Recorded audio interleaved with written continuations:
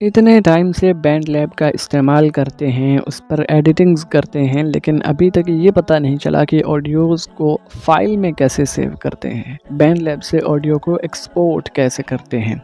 चलिए मैं आज आपको बताता हूँ।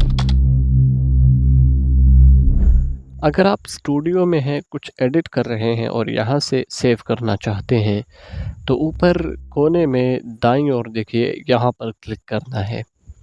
फिर सेव और यहाँ पे जल्दी से क्लिक करना है।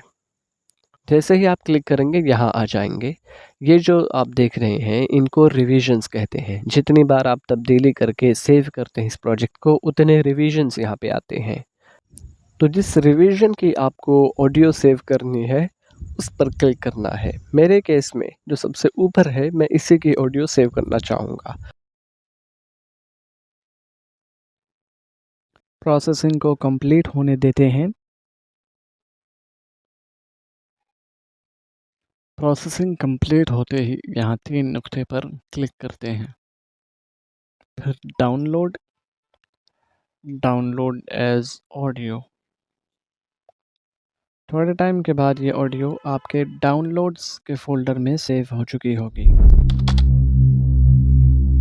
इन केस अगर आप ये मौका मिस कर देते हैं या आप स्टूडियो के बाहर से किसी सेव किए हुए प्रोजेक्ट की ऑडियो सेव करना चाहते हैं, बैंड लैब ओपन करना है और यहाँ लाइब्रेरी बटन पर क्लिक करना है।